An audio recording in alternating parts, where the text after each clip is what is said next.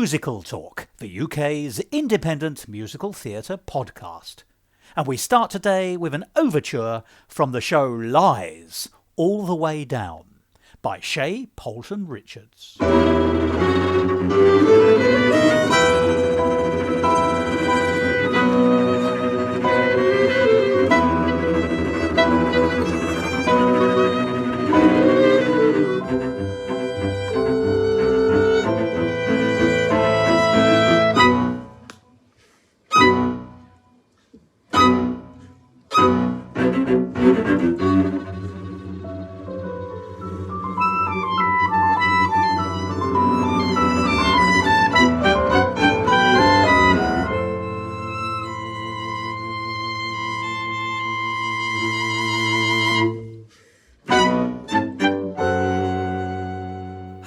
And welcome to another edition of Musical Talk. I'm Thos.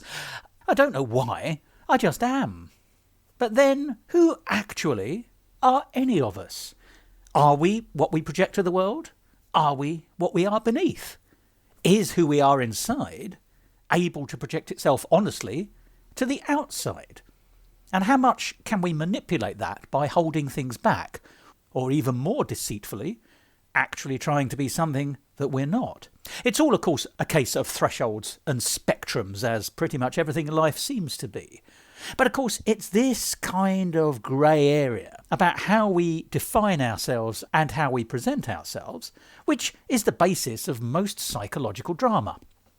Now, psychological drama is not something that very often gets the musical theatre treatment, and it's not absolutely clear to me why that should be. To create a psychological drama, you need to create not just a set of characters, but you need to create an atmosphere. And it seems to me that certainly in a chamber environment, a small intimate venue, you can create that environment with music very helpfully. So it seems almost perfect. But I suspect the reason that we don't see that many psychological dramas, which are also musical theatre, is because it's a different kind of narrative. It's very introspective very often, rather than having a big set of A to B to C to D style narrative points. I could be talking nonsense, and if I am, please forgive me, and indeed let me know why I am wrong. But there are psychological drama musical theatre examples, and we're going to be talking about one today. You could have seen it at last year's Edinburgh Festival Fringe, that's 2023, and the show was called Lies, All the Way Down, by an incredibly talented writer, Shaye Poulton Richards. Now, I saw this show on my last full day there in Edinburgh, and therefore it was one of the last shows that I saw, but it was brilliant. So it was a very fabulous way of rounding off what was a terribly happy and successful Edinburgh Festival Fringe for me last year. There were so many good musicals, and this was one of them. But how to describe it? Well, let's use the blurb that was available last year. Lies All the Way Down, a new chamber musical. Everyone lies, but trust between best friends is tested when their job security is threatened. Lies All the Way Down is a psychological thriller exploring intimacy and potential in a contemporary folk setting. And as a hook, I think that very much does the trick.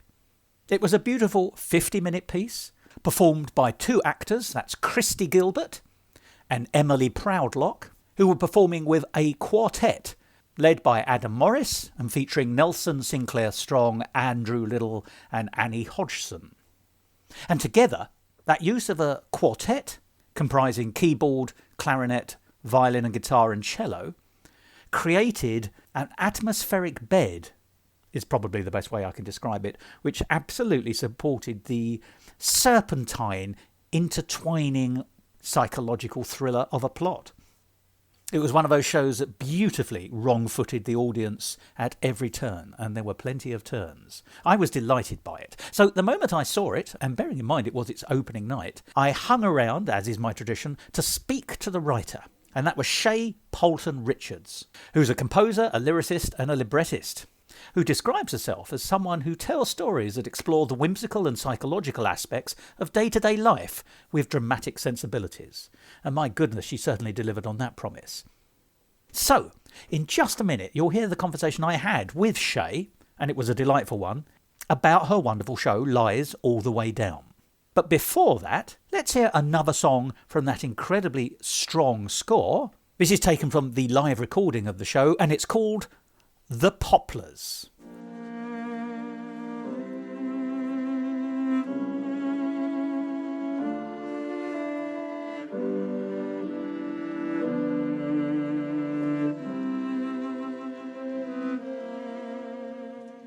Turn at the crossroads and walk down the lane. The street lined with oak trees and daisies remain. Soon I'd be feeling the rareness of being at ease. Like when I filled the days running bare feet on grass. Cousins and friends would spend weekends with us. And just like back then, you're still standing tall, but you're not the same. Where are the poplars we said that we'd climb? Where are the dens that you swore would stay mine? I hope that the tree house is still in the back, but I won't ever check, 'cause I don't know how I would react. Why do things all change? They stay but not the same.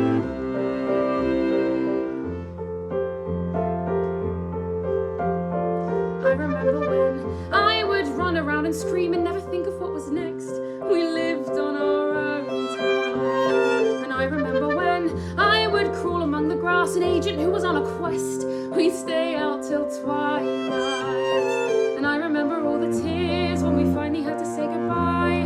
I remember all the hurt morning years we'd never get inside. And I don't know what is worse, how it's not ours to decide, or the fact that if we had, we might be living different lives. And I can't see the poplars we said that we'd climb, cut short like the stories we'd have with more time. The topiary mould of the elephant head is no longer a presence, and all that remains is a hedge.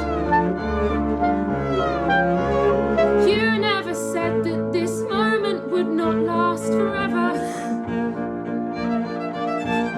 Why did we lose you when we'd never done a thing wrong? I was relying on you to give me back the feeling of being at ease. Or is that request unfair?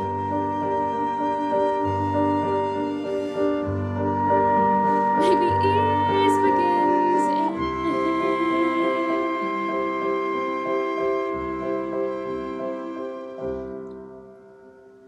I'll miss the days we had, but so glad we got the chance. And now I'll turn at the driveway and walk down the lane. The house that I loved just a moment again. But I won't forget all the memories we made while we could. Though I'll miss the poplars that used to be mine, the new seed is sprouting which someone will climb.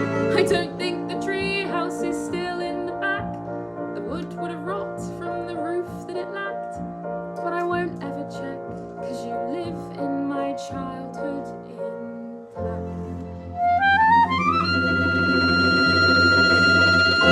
My name is Shaye Poulton Richards. I'm a composer, lyricist and librettist, and I wrote, produced and directed the show Lies All the Way Down, a new chamber musical. Now, Lies All the Way Down, I think, is a really interesting, really intricate piece, and it's got so many things which I think commend it. It's a tight psychological thriller, and it is a thriller for us, the audience, to try and work out what's going on. So that's one of the joys of it. You have to engage with it, and it's very engageable.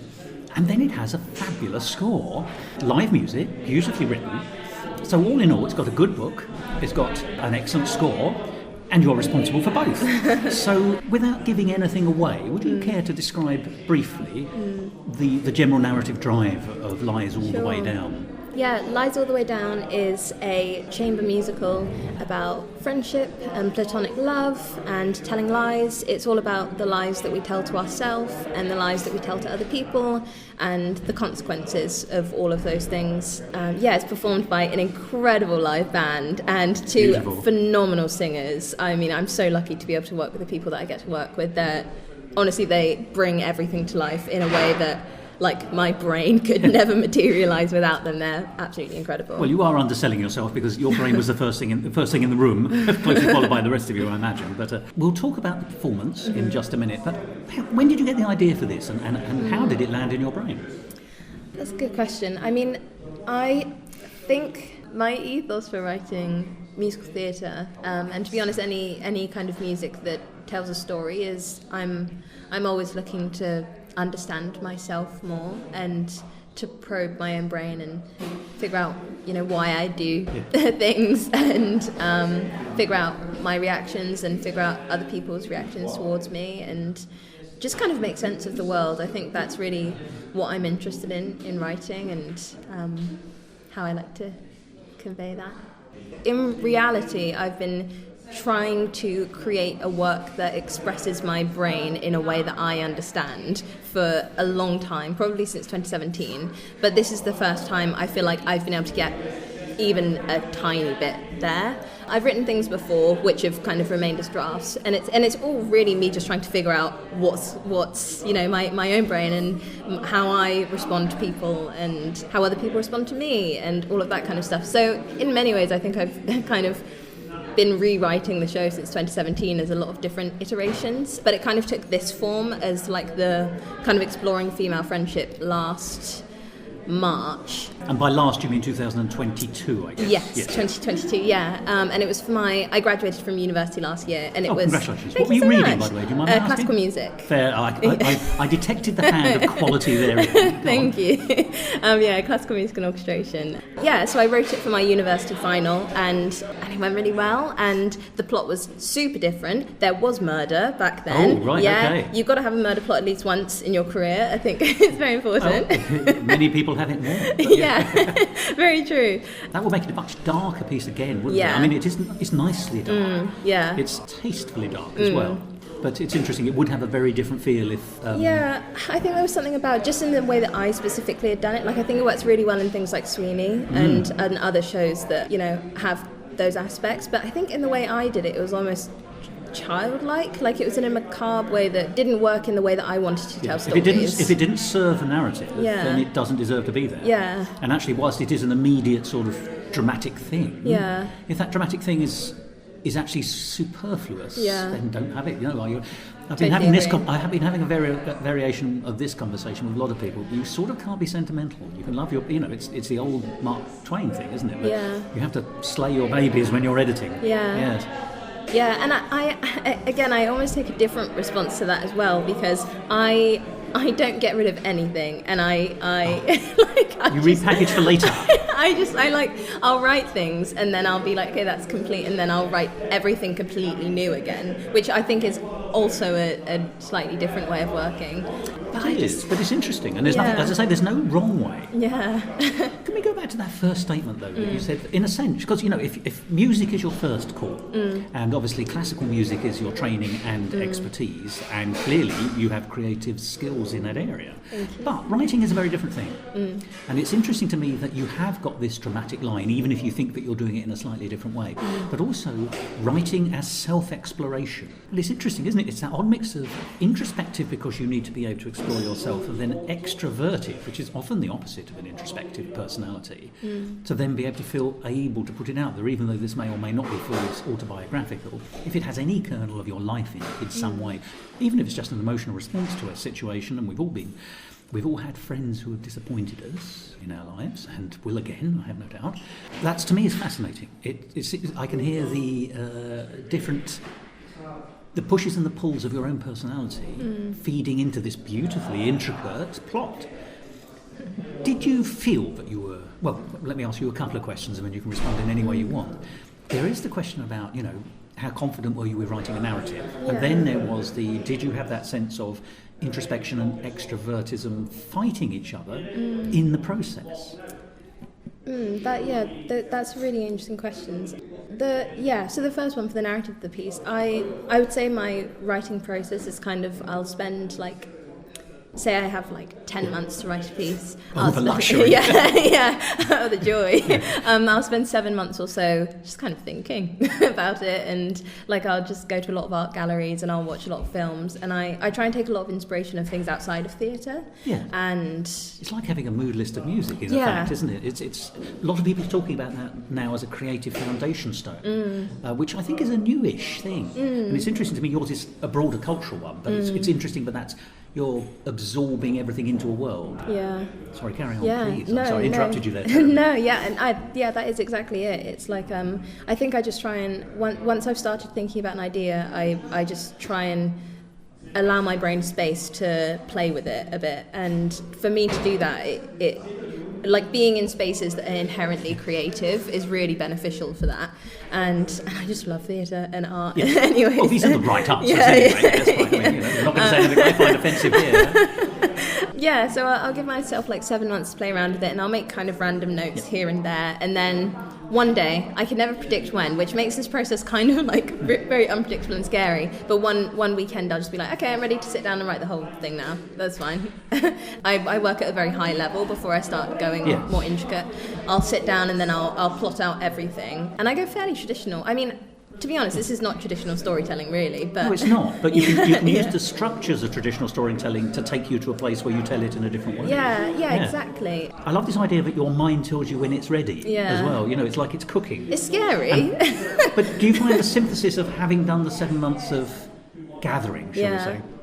So presumably your subconscious is plotting things together for you. You know, when you're ready to write, when that mood, when the muse suddenly hits you, does it come quickly?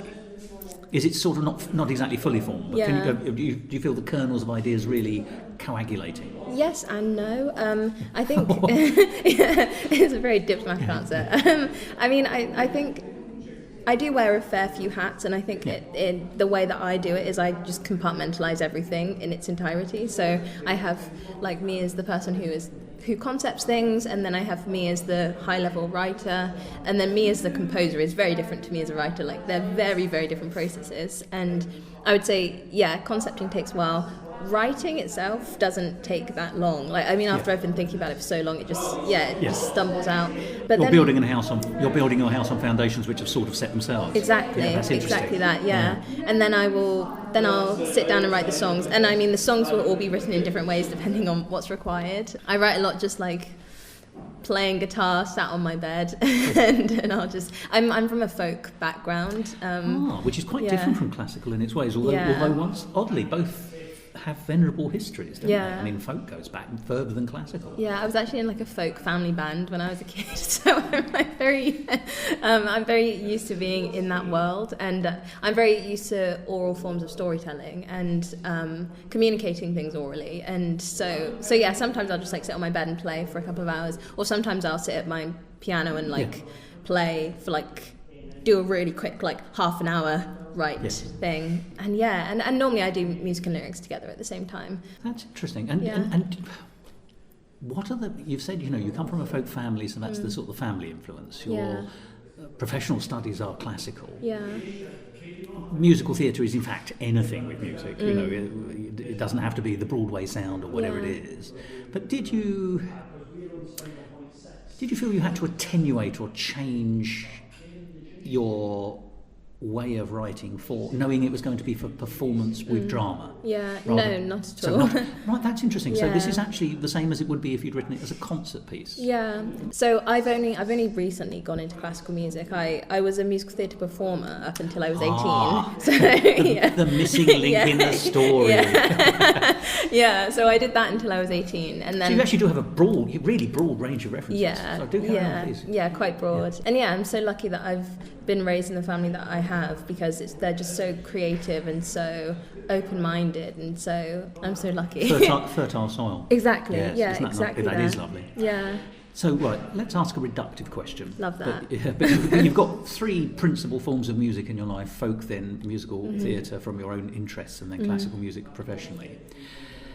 Who are your principal influences on all, in each of those cases? And can you have an influence in folk? I don't actually know enough about it. I mean, Percy Grainger, and then I stop, Yeah, no, that's a great question. I mean, there are loads of writers that I love for so many different things. If I had to name specific people who I can really clearly see their influence of me in, I'd say in musical theatre, definitely Ryan Scott Oliver. Love his music. I was going to say, can you name one or two of his most famous shows? Yeah, 35mm, and I think. Oh, I've seen that. That's the exhibition thing. Yeah. Yeah. And I remember I first watched it when I was, I think, 21, and I was like, oh, musical theatre doesn't have to be everything that I've thought it was my whole life. And I think that I can remember the impact that had on me.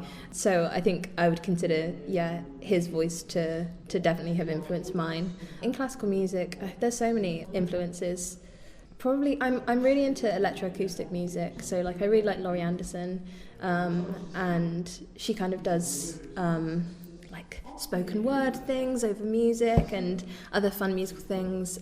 Structurally Shostakovich, I love. These days. Oh right, jolly good, fine. Yeah, I have such a broad range of people that I like. Holst, I really like, which is, I mean, Holst is very traditional, but I really love English pastoral music. I feel massively. I grew up in the Cotswolds. Fine, right, okay, fine. So actually, you connect with the landscape in that sense, as well, which is what Holst and others certainly help.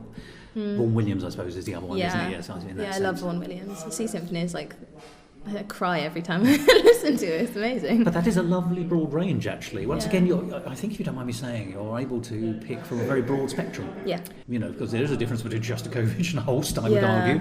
There's a fabulous photograph of Shostakovich and his son going to a pop concert in the 1960s. Have you ever seen it? No, I'm not. It's one of those things you think, and I can't remember who the singers are, but it's going to be something like Shostakovich went to see the Rolling Stones. Oh, that's amazing. And you just think, how? What? They were live at the same time. Yeah. It's worth finding on the internet if you can. I've got the details wrong, I'm sure, but there is this, that kind of when worlds collide element to it. It's beautiful. Yeah. So thank you for giving me those influences. That's really interesting. And 35mm. Funny enough, I saw it here in Edinburgh a few years ago for the very first time at the Bedlam Theatre. Oh, cool. Yes, so one of the joys of coming to Edinburgh is one's own horizons are extended. Yeah. But I think you're absolutely right. There isn't one way of writing musical theatre. Yeah. So let us bring us back to Lies All the Way Down. You had been accumulating influences and moods, shall we say. You'd laid your subliminal foundation, you got the writing done, in terms of a narrative.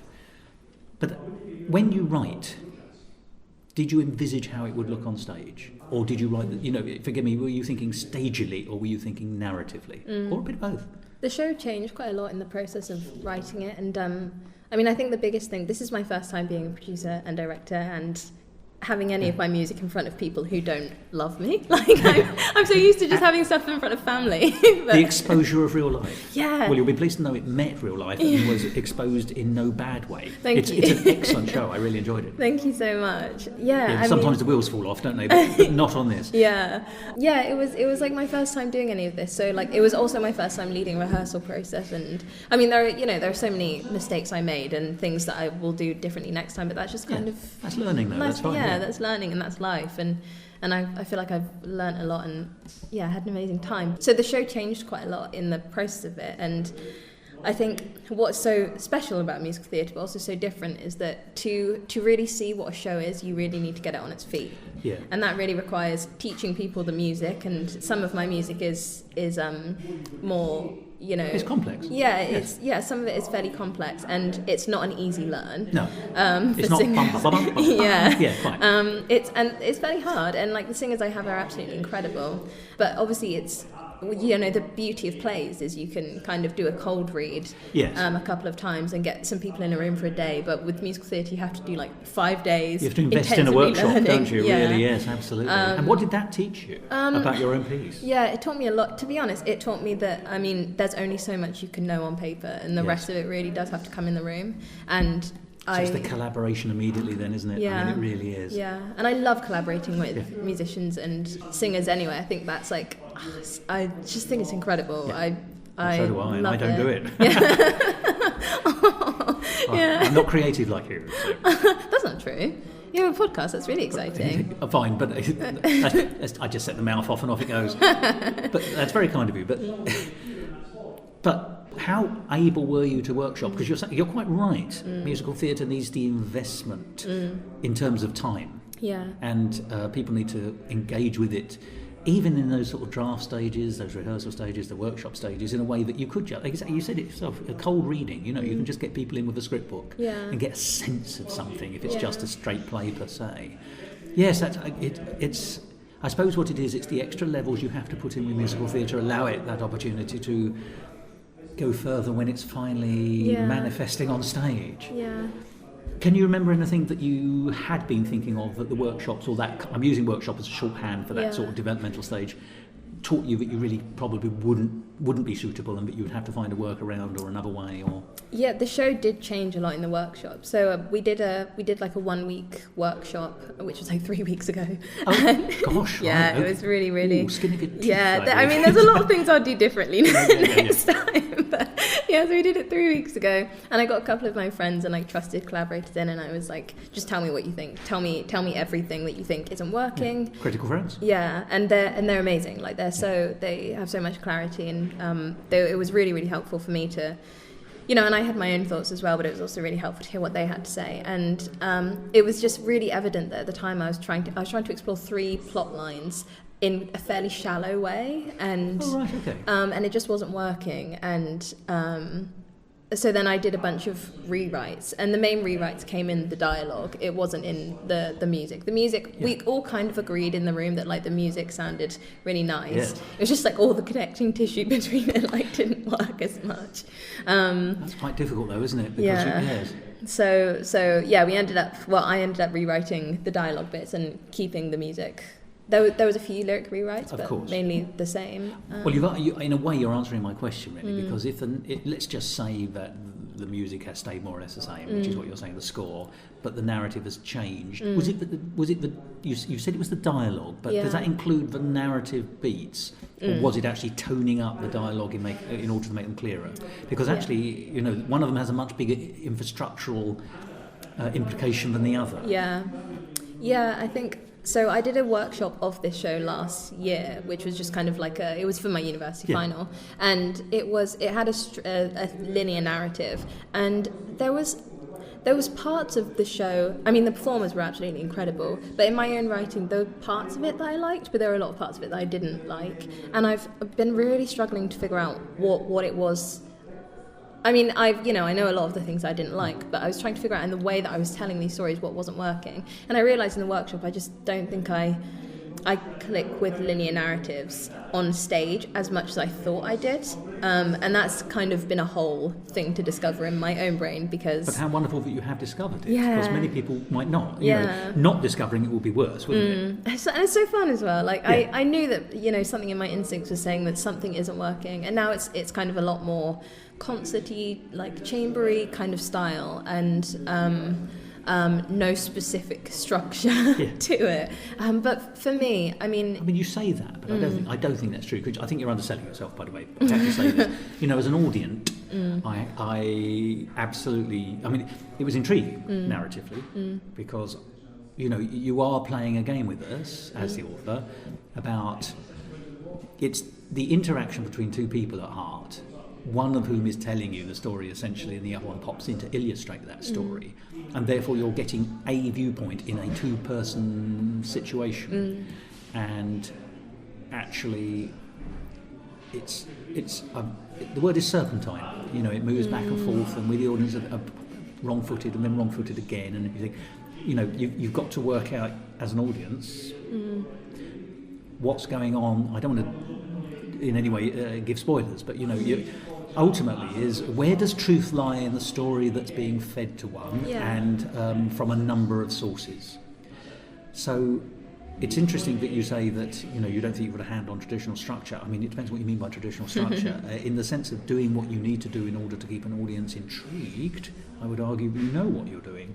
And there was as I say, serpentine, there's a beautiful slipperiness to it. Thank you. It was, when I say this, again, it sounds strange, but actually you could get your hands on the plot as an audience, but it was like trying to gather a bit too much jelly in two hands. Some of it's slipping over. You can't quite do it easily. I love that. Oh, that's very kind. But so I don't undersell yourself when you're talking about these things. But it's interesting that you recognise that it needed tightening up in some way narratively. Yeah, for sure. Yeah. So, and you say you've obviously then had to make some lyrical changes, but presumably, I mean, I didn't notice any kind of sort of disconnect between the narrative and the score at all. Yeah. So, you obviously did that deftly. I mean, are you pleased with the outcome in that sense? Yeah. I mean, obviously everyone would like more time to develop. No show ever quite finishes being developed. Yeah, I mean, you were at the preview, like the very first preview performance, and I was just sat in the front row, like crying. Positively. Yeah. I was just so happy. I couldn't.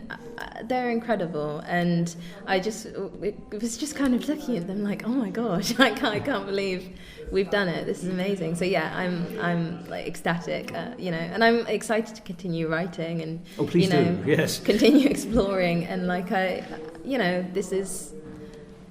I'm not sure what the future of this piece is, but like it's taught me so much about myself and the way that I work and how to work with other people, and I'm in Edinburgh now, which is amazing. I mean, it's so fun. I mean, the very fact that the show is actually happening is in some senses, it's like climbing off a seat. You've reached the pinnacle in that sense. Yeah. I've got to ask, because you have subtitled the piece. Lies All the Way Down is a very evocative title. And once you see it, you also understand entirely what it means.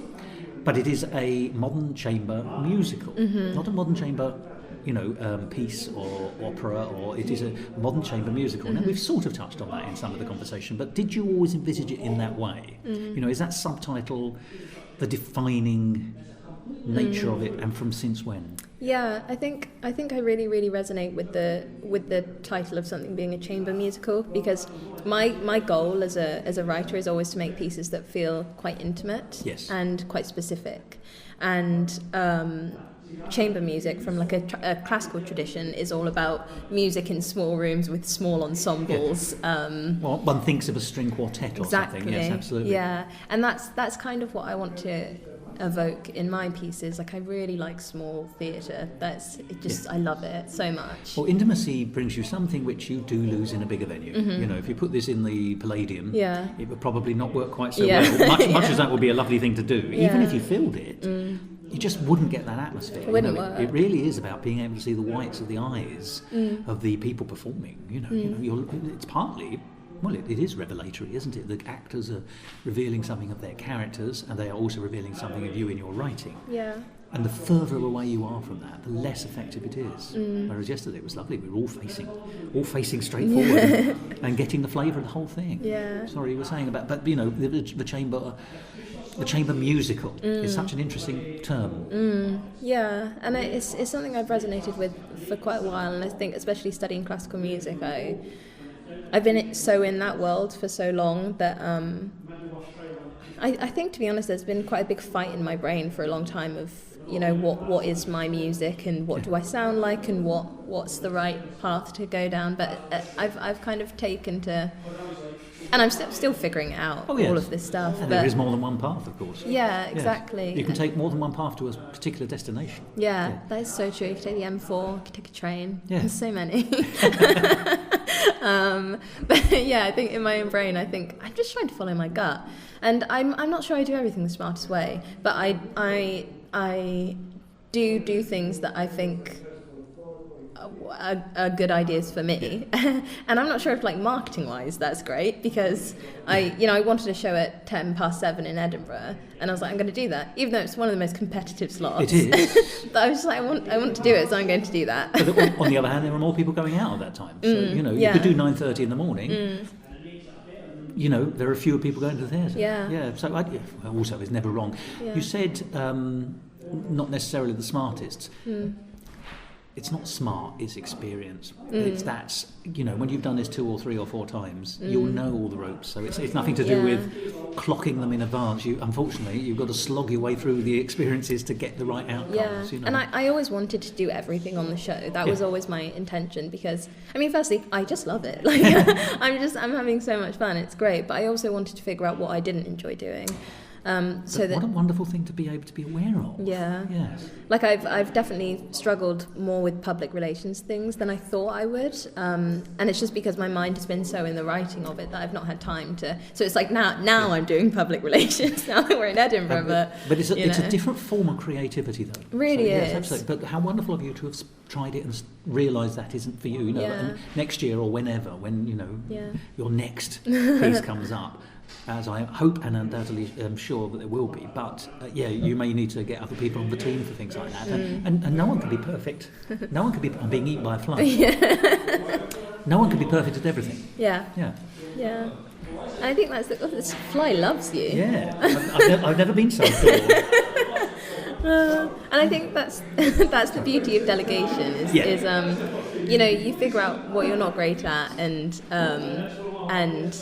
or what you can't put time and focus into, and you give it to people who genuinely care about it, and then so much beauty is made from that. And there's also broader collaboration. We talk about the collaboration of creativity, but actually being able to do PR is something that some people are specialists in and enjoy and can just do, and it's a different form of. It's a form of psychology, of course, because they need to know. You need to know how to get the hook into the people. Yeah. Whereas your psychological input has to help you get the hook into the people through music and work. Exactly. It's different, isn't it? Yeah. It's quite interesting, I think. So let's talk about your 4-piece orchestra. Yeah. The chamber orchestra. Yeah. Interesting set of combinations. You've got a piano keyboard who's your musical director, I think. It's Adam Morris. Yes, I thought he had that perfect level of not being intrusive. He was also fascinating to watch if you wanted to. I noticed he was sort of whispering. I assumed, I'm not musical. It sounded like he was giving people quiet cues on keys. So I heard F and A every now and then. I think that's the nature of preview performance. That's not a criticism. It's actually, you can open up a clock and really enjoy seeing the works. He's a very attentive musical director, which I think is really beneficial to a piece like this, which kind of has so many different things going on in the ensemble in so many different places, but he's just so aware of what's going on. It's really, really good. And there was a guitar, correct me if I'm wrong. Andrew Liddell, A cello? Yeah. And an oboe or a clarinet on clarinet, B flat, and a B flat clarinet and an A clarinet, and that's. I noticed several of them had 2 or 3 instruments on stands. Yes, quite. Yes, kazoo and banjo wasn't available. No, we have threatened a kazoo a few times, but it just didn't make it in. Yeah. Now, but what made you pick those particular instruments? I mean, or is that a stupid question? Because I'm not musical, so it's one of those things to say. Did you envisage, when you were writing the music, did you have the instruments in mind, or is it a case of you've created the music which is actually conceptual and then you attach the instruments to it? I simply don't know the answer to that. Yeah, well, bass, clarinet and cello are my 2 favourite instruments in the world. I love the timbres of them. I think... Also, can I say that ties very much into the whole Vaughan Williams feel? Yeah, what I would actually call English pastoral. Yeah, exactly. Completely that. And I think you mentioned something earlier about, I'm from the Cotswolds, and so much of my life has been spent in the countryside. So there's almost an organic earthiness. You're connected. Yeah, exactly. To my music so I really, really gravitate towards like wood instruments and that kind of thing. And I love the sound world that having a violin, a guitar, cello, and a clarinet creates. And then on top of that, like the way I write for keys, or the way I've written for keys in this show, has been not as a main instrument, more as an accompaniment to the guitar part. So Adam plays kind of like delicately around the guitar part, emphasizing things, and for me that's where in this show keys fits really nicely, is this kind of like ethereal, sparkly almost an amplifier of the others. Exactly. Because that's not often, well, it can be, but it's not often the role of a keyboard player, is it? Often they're sort of humping away at the main melody, if you like. Yes, quite. Now that's really interesting. I wonder if that's what gives it its sort of lightness of touch to a degree, because much as I like a keyboard and a piano, it's very distinct. Whereas actually you're letting the other instruments live. Yeah. How did you find your Well, how did you find all your performers, actually? Yeah, good question. So Andrew Little, who plays violin and guitar, I went to university with him. So we've played together so many times. We're like have a great working yes, we have a great working relationship. And like as soon as like he was in the first version of the show. Oh, he's been on the journey for much of it with you. Yeah. Well, that's sort of lovely, isn't it? Yes. And he was in my first. I also write music that for like installations and stuff, and he played in one of my pieces. Yeah, very different. You've got to go where it goes. Yeah, absolutely. And he played in one of my pieces for that, and that was the first piece I'd written where I was like, oh, I think this might be closer to who I am. And so yeah, he's really been on that journey with me. And then Nelson and Annie, I found. And they are. Nelson is the clarinet, and Annie is cello. I found them. Funnily, there's a Facebook group called Conservatoire Students of London, which is for like if you go to one of the conservatoires in London, or you go to RCS, then you join that, and it's mainly just like gigs and stuff. And I just posted on there, and I was like, who wants to play in my show? And then I interviewed everyone who applied, just because I think it's really, I really wanted to explain kind of how I worked to them and get an understanding of who they were. And yes, it's more than just being a session player in that sense. And I don't. That's in no way to sort of disrespect session players. It's a very important job, but I know what you mean. You need it. It's so interesting to hear that your voice is the golden thread in this. And why wouldn't it be? You know, you are the creator, but it's as in that role. It's that need to be able to make sure that the subtlety of that is not lost. Yeah, so Nelson and Annie, I found them on that group, and I just thought they were. I mean, I spoke to loads of lovely people, but like as you say, you know, like most people are really, really good at their instruments. Of course, and it was just more a case of. I think the word conservatoire often hints at that. That helps. And you know, we're living together for 2 weeks, and yes, of course, it's got to be a social thing as well, isn't it? Or at least not full of hatred. Exactly, yes, and not till the last day anyway. Sometimes, to be honest, as a composer, it can be really hard to figure out, like, you know, if people actually like the work that you're doing. And so talking with them beforehand was really great, because it really allowed me a chance to like talk to them about the work and like hear their thoughts and hear what they like. So yeah, that's how I met those three. Adam, who's the musical director, was like different, because I went via Twitter for that. Oh, fine. We love Twitter. Yeah. It opens doors. And I just did a call out for a musical director, and Adam messaged me, and I talked to a lot of different people, but I loved Adam's vibe, and I think we work really well together, and it's just a really upbeat and positive room. And then the two girls, Your performers? Yeah, Christy Gilbert and Emily Proudlock. Emily I've worked with also for years. We went to conservatoire together. Part of your repertory company. She's in the group now. We studied together for 4 years. I think I met her like on the first day of university. Oh, well, it was fated then, isn't it? Yes, quite. And I genuinely think she's one of the best singers I've ever met in my life. I just think she's incredible, and which is handy. Yeah, it's so amazing to get to work with and write for voices that inspire you. I just feel so lucky that I get to be able to do that. And she was in the first version of the show, and then I did a call out for the second version, and now she's in the second version as well, and which I'm really, really happy about. And then Christy. I did a call out for like on Spotlight and via email, and Christy applied, and I was like, "You're literally incredible. Please work with me." And like I think what's so amazing about Emily and Christy's voices, firstly, they blend beautifully. They have great chemistry on stage. It underlines the friendship, which is the starting point of the narrative. Exactly. So, yes, absolutely. Yeah. And if they, it's odd. Chemistry is important for an audience to be able to pick up on. But sorry, please carry on. Yeah, no, I was just going to say, like, they have great chemistry, like, on and off stage, and their voices blend beautifully. So it's like they're the perfect cast, and I have an amazing band. And there's obviously, been so many other people who have supported along the way in helping make the show happen. But like as a group coming to Edinburgh, they are honestly like all I could have asked for. They're incredible. So good. Now, let's talk about the piece in performance, if we may. Now, this might sound strange, but I'm going to sort of say that one of the wonderful things about it is not just the score, but the soundscape, which is bigger than the score. Yeah. So there are a number of moments when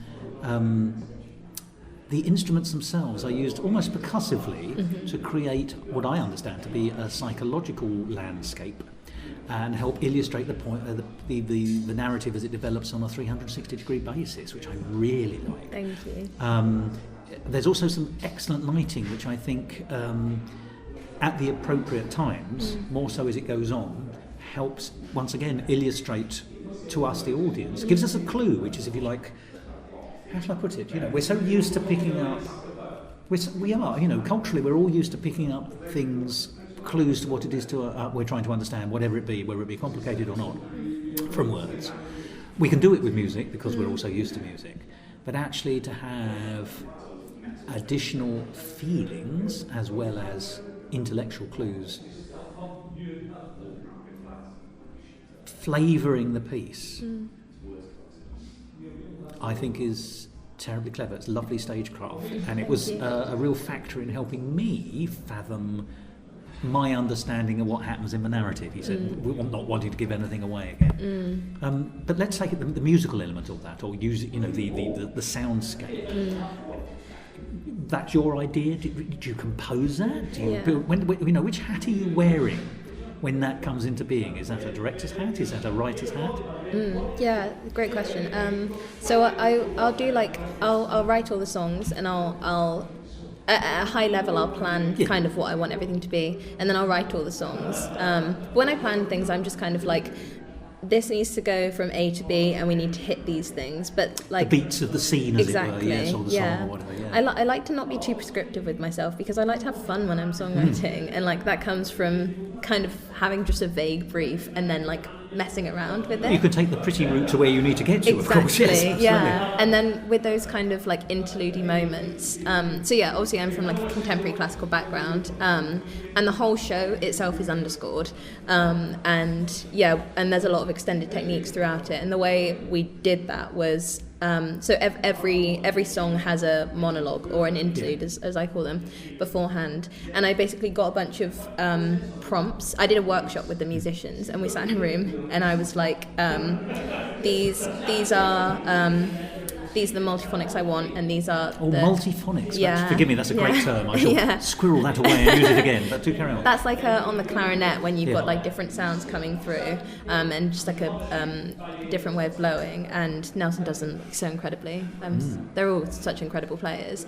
But yeah, I basically did a workshop with them where I was like, these are the I think it's like 10 interludes, and this is how I want them to feel, and these are some ideas that I have for them. And I gave them all the ideas, and then I said, okay, just start playing, and then I'll just give you notes while we're doing it, and let's all play around together and figure something out together. So really the interludes are theirs, in the sense of like it's the stuff that Annie, the cellist, is playing is specific to Annie, and like no other cellist would play that, because... Oh, right, so if you got someone else in, they would make different kinds of sounds to evoke things. Yeah, oh, interesting. And like I do give fairly precise instructions of what I'm looking for, but I also give a lot of room to play, because I think it's so important to have your own agency. Play in both senses, isn't it? Yeah, literally. Like I think you need your own agency over things to care about them, and I think I try and allow like my performers a lot of space to be able to like express themselves through the work that they're creating.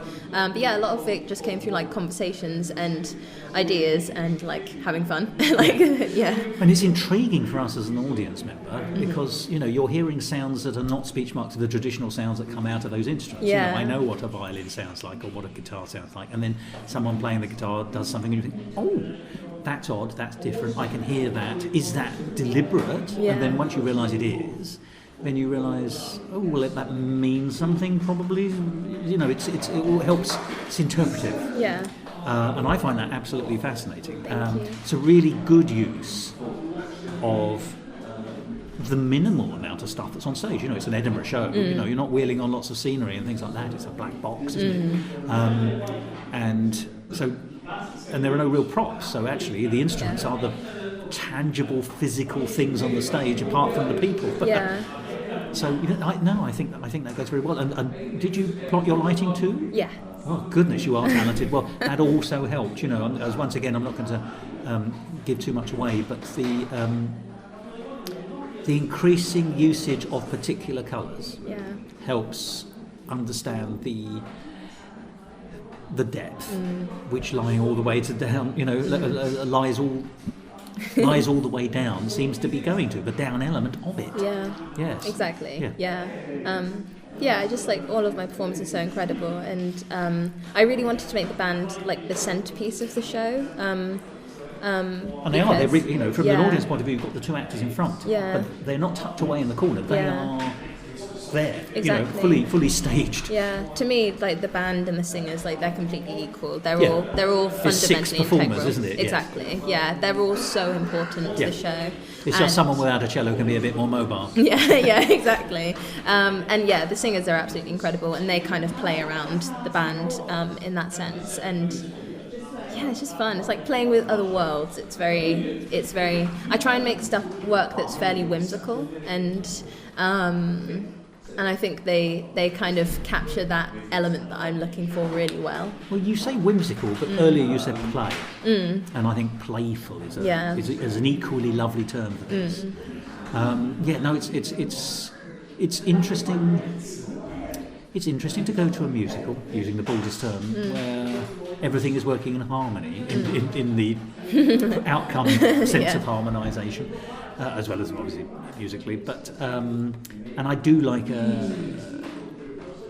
I think it's described, isn't it, as a psychological thriller, and that's actually quite a juicy subject for a musical, and a two-hander can really bring out those flavours.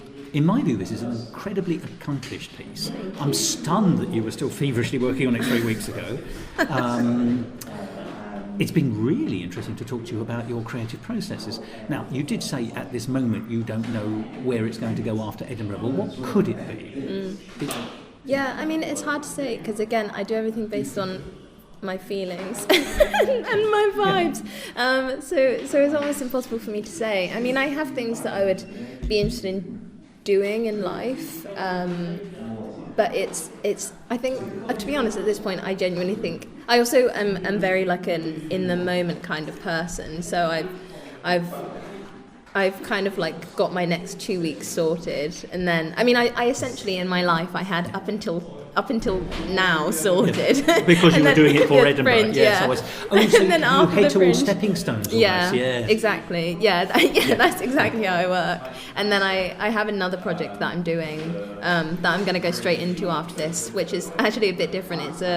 It's a virtual reality song cycle, and it's going to be using like pastoral English song, and the plan is to get it in an art gallery, which would be really brilliant fun. Idea. Yes. Thank you. Well, you mentioned the word installation earlier. Yeah, didn't you? So absolutely. I just love like live theatre and live music, and most of the times when I've had a really like evocative, even like a provocative, reaction to something, it's normally always been because there's been a live element to it, and I've just been like in it full body and soul, and that's the type of things I love to create as well. But there is a possibility that the show could be revived again here, there, or anywhere. It's not necessarily going to bed after Edinburgh, I hope. Sure. Who knows? Well, who knows? Well, you've elaborated very clearly that if the mood takes you, as it were. Yeah. However, it's a wonderful thing to have in the portfolio. Yeah. So how can people find out more about you? Do you have a website? Do you have socials? What's the best way of contacting you? I do have all of the above. My website is shaye.co.uk. And would you like to spell that? Yeah, it's shaye.co.uk. It was a big fight to get that domain. Any single name domain that wasn't snapped up 20 years ago, you've done very well. My Twitter is also @Shaye, which again another big fight to get that one. And I use Instagram as well at Shaye SPR. SPR. Yeah. After Shaye. Lovely. Yeah. Thank you very much indeed. Well, I hope this isn't the last time that we meet again. But as for your show, Lies All the Way Down, I adored it. I thought it was excellent.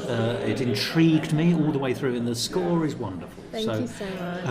If you are doing something that fits in the world of theatricality rather than galleries, although I'll come and see it in a gallery, I hope that I will see your name here, there and everywhere in the future. Thank you so much. This has been so lovely to talk. Well, thank you for giving me your time, but more importantly, thank you for putting up the show. The performers are incredible.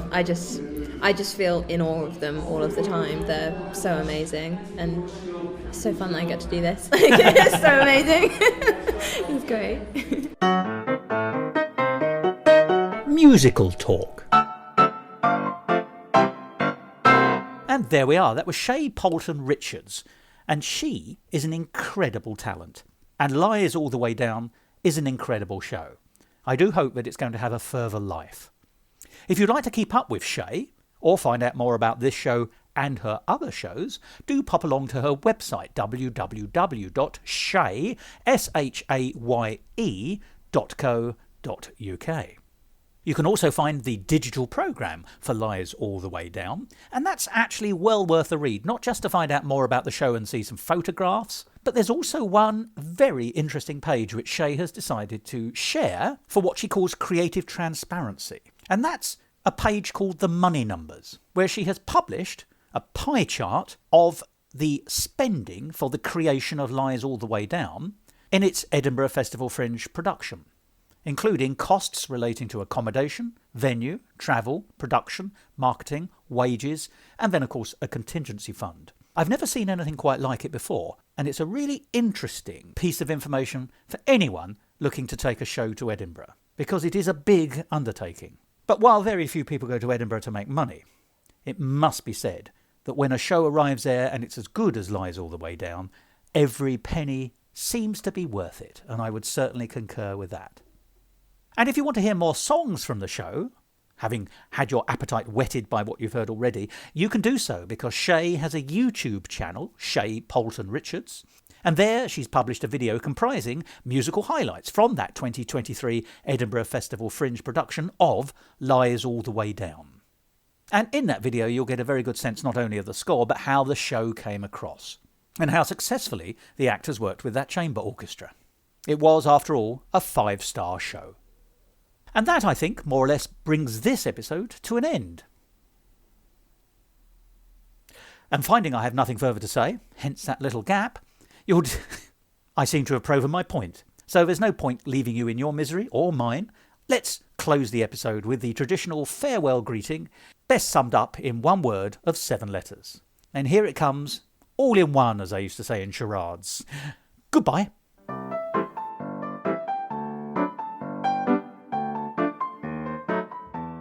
This episode of Musical Talk was presented and edited by Thos. Copyright Musical Talk 2024, except for the songs and music, where the copyright remains with the creator. And my thanks go to Shaye Poulton Richards for allowing me to play extracts from her wonderful show in this episode.